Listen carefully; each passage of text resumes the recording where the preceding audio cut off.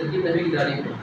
ترکیب نحوی کسے کہتے ہیں؟ دیکھیے اپنے پاس جملے کے اجزاء کو الگ الگ کر کے جملے کے اجزاء کو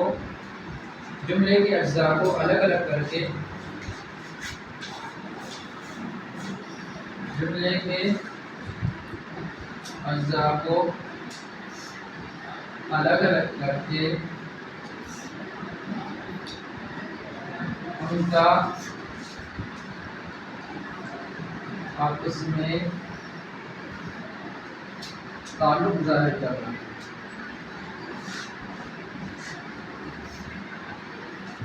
جملے کے اجزاء کو الگ الگ کر کے ان کا آپس میں تعلق بیان کرنا. دیکھیے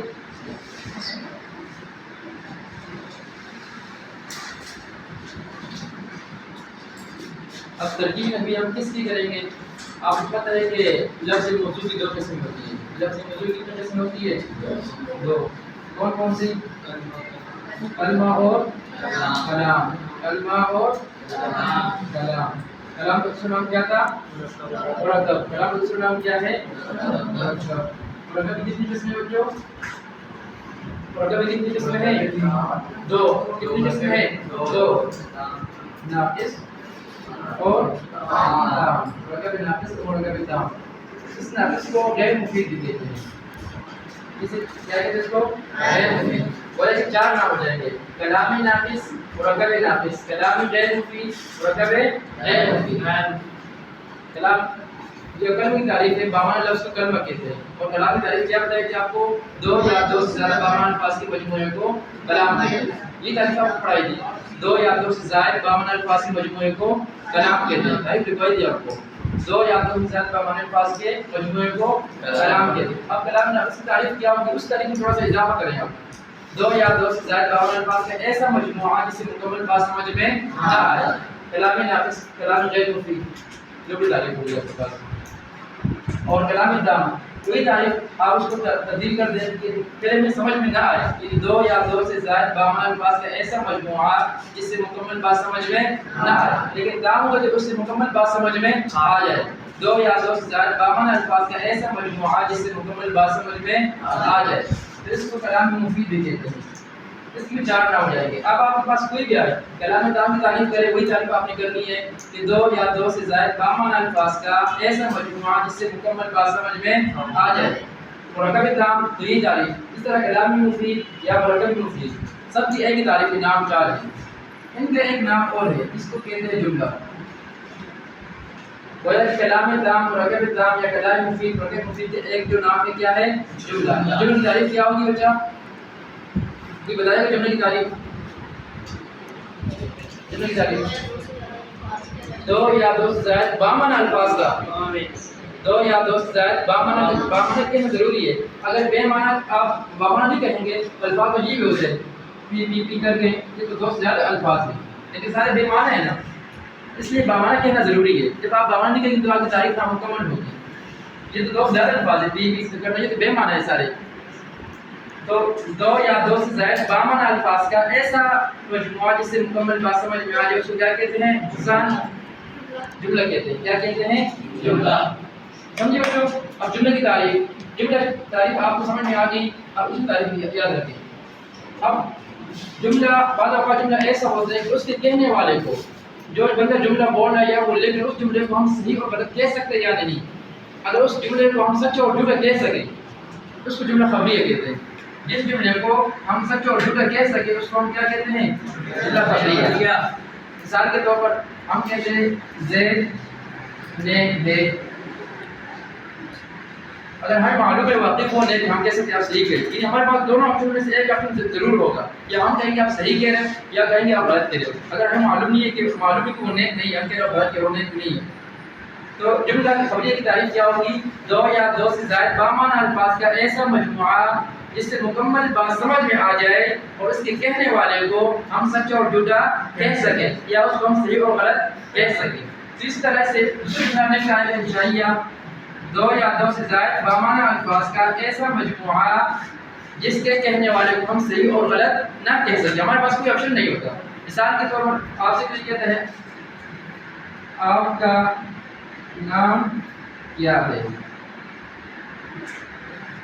दो से ज़्यादा नंबर अल्फाज का मजमूआ मुकम्मल बात समझ में आ रही है, लेकिन जो हमसे कोई सवाल करे आपका नाम क्या है, हम उसको कह सकते हैं कि आप सही कह रहे हो, हम उससे पूछ कह सकते हैं आप सही कह रहे हो, और गलत भी नहीं कह सकते, बस हमें उसकी बात माननी पड़ती है, जवाब देना पड़ता है। कोई कहते हैं पानी लेकर आओ, पानी लाओ, हम उसे कह सकते हैं आप सही कह रहे हो या गलत कह रहे हो, नहीं कह सकते। कोई कह रहे शोर ना करें, तो इस तरह जुमले कोई ताज्जुब का इजहार कर रहे हैं, हैरानी का इजहार कर रहे हैं, किसी चीज़ को देखकर वो हैरान हो जाए, वाह कितना खूबसूरत है, कोई तमन्ना का इजहार करते हैं, काश ये मैं ऐसा होता, काश मैं मेहनत करता, हम उसको कहते हैं गलत कह रहे हो, वो अपने एक तमन्ना का इजहार कर रहे हैं। तो ये 5-6 किस्म है, सवालिया, इस्तिफहामिया भी इसको कहते हैं, इस्तिफहामिया, अमर, नहीं, ताज्जुब, फिजाइया, ये सारे जुमले इंशाइया की किस्म से। यहाँ आते हैं जुमला खबरिया। जुमला खबरिया ये जुमले की कसम है, तो जुमला खबरिया भी कहेंगे, जुमला इंशाइया, जुमला लिखते भी लेते हैं, जुमला खबरिया और जुमला इंशाइया। जुमला खबरिया के 2 हिस्से होते हैं, हिस्से कितने होते हैं? 2। एक हिस्से को कहते हैं मुस्नद इलैह और एक हिस्से को कहते हैं मुस्नद, एक हिस्से को कहते हैं मुस्नद इलैह और एक हिस्से को कहते हैं मुस्नद। अब इस लफ्ज़ से आपको मालूम हो रहा है कि खबरिया के लफ्ज़ से इस जुमले के अंदर एक खबर होती है, एक मालूमात होती है, एक इंफॉर्मेशन होती है। अब ज़ाहिर बात है कि मालूमात और इंफॉर्मेशन किस चीज़ के बारे में होगी, जिस चीज़ के बारे में मालूमात हो, जिस चीज़ के बारे में मालूमात उसको मुस्नद इलैह कहते हैं। मुस्नद इलैह किसे कहते हैं? जिसके बारे में खबर दी जाए, जिसके बारे में मालूमात दी जाए, जिसके बारे में इंफॉर्मेशन दी जाए, उसको क्या कहते हैं? मुस्नद इलैह। और जो मालूमात होती है, जो इंफॉर्मेशन होती है, उसको क्या कहते हैं? मुस्नद। यहाँ तक बात समझ गए बच्चा? साथ साथ चलेंगे तो समझ में आएगी आपको बात। मुस्नद इलैह और मुस्नद का जो आपस में ताल्लुक होता है, इस ताल्लुक को क्या कहते हैं? इस्नाद। या तो वहाँ से एक बन सकते हैं, मुश्किल बन सकते हैं, इस्नाद किसे कहते हैं? मुस्नद और मुस्नद इलैह के आपस में ताल्लुक होते हैं, उसको क्या कहते हैं? इस्नाद। इनके आपस में ताल्लुक होते हैं, इस ताल्लुक का नाम इस्नाद है। मुख्तलिफ ताल्लुकात का नाम होते हैं, जैसे मेरा आपका ताल्लुक है, इल्मी ताल्लुक है, आपका अपने वालिद से ताल्लुक है, रिश्ते का ताल्लुक है, आपका अपने पीर से ताल्लुक है, रूहानी ताल्लुक है, तो मुख्तलिफ ताल्लुकात होते हैं। इस तरह जो मुस्नद और मुस्नद इलैह का जो ताल्लुक है, इस ताल्लुक का नाम क्या है? इस्नाद। खैर ये इजाफी बात आगे बीच में, जिसके बारे में मालूमात दी है उसको क्या कहते हैं? मुस्नद इलैह। और जो मालूमात होती है, इंफॉर्मेशन उसको क्या कहते हैं? मुस्नद। ये बात याद रखें कि जिसके बारे में मालूमात दी जाए, मुस्नद इलैह हमेशा इसम होता है, हमेशा क्या होता है? इसम। जिसके बारे में मालूमात दी जाए हमेशा क्या होता है? इसम। क्या होता है? इसम। इसम किसे कहते हैं? इसम की तारीफ आपने पढ़ी, इसम किसे कहते हैं? इसम किसे कहते हैं? फिर वही तारीफ जी, जिसका माना समझ में आ जाए उसका ज़माना पाया जाए, ये तारीफ आपने याद रखनी है। जिसका माना समझ में आ जाए उसका ज़माना ना पाया जाए। तो हम मुस्नद इलैह जिसके बारे में मालूमात दी जाए, ये हमेशा इसम होता है, हमेशा क्या होता है? इसम। ये जो मुस्नद है, ये जो इंफॉर्मेशन मालूमात है, ये इसम भी हो सकता है और फेल भी हो सकता है, यानी कभी इसमें ज़माना आ सकता है, कभी नहीं आ सकता। ये कभी इसम भी होता है और कभी फेल भी होता है। तो ये जुमले के हिस्से आगे दो, मुस्नद इलैह और मुस्नद। मुस्नद इलैह के बारे में हमने कहा कि हमेशा इसम होता है। मिसाल के तौर पर यहाँ पर हमारे पास एक जुमला है, ज़ैद नेक है, तो ज़ैद के बारे में एक मालूमात दी जा रही है। ज़ैद के बारे में क्या मालूमात दी जा रही है? यहाँ पर नेक। अब ये भी इसम है और ये भी इसम है, क्योंकि लफ्ज़ नेक में ज़माना पाया जा रहा है नहीं, तो ये भी इसम है। तो ये मुस्नद इलैह हुआ क्योंकि इस बारे में मालूमात दी जा रही है। क्या दी जा रही है? इसके बारे में मालूमात, मुस्नद इलैह हुआ। और ये जो दूसरा नेक है, ये मुस्नद हुआ। अब एक और मिसाल ले लें, ज़ैद दौड़ रहा है। अब भी ज़ैद के बारे में मालूमात है, क्या मालूमात दी जा रही है इस जुमले में? दौड़ रहा है। ज़ैद के बारे में मालूमात क्या दी जा रही है? दौड़ रहा है। ये मुस्नद हुआ और ये मुस्नद इलैह हुआ। यहाँ तक बात समझ गए बच्चा? अब देखें, इस मुस्नद में ज़माना पाया जा रहा नहीं पाया जा रहा? हाल का ज़माना पाया जा रहा, हाल है, पहले हाल है। और यहाँ पर जो मुस्नद था उसमें ज़माना नहीं पाया जाता। तो हमें मालूम हो गया कि मुस्नद होता है, कभी इसम होता है और कभी फेल होता है, कभी मुस्नद कभी इसम होता है, कभी फेल होता है। अब जब हमने यूँ देखा तो हमारे पास 2 शक्लें बन गई, 2 किस्में बन गई। کہ جس جملے میں مثبت الیہ بھی اسم ہو اور مثبت بھی اسم ہو ایسے جملے میں کہتے ہیں جملہ اسمیہ. کیا کہتے ہیں؟ جملہ اسمیہ. اسی جگہ جملہ خبریہ کی دو قسم بن جائے گی.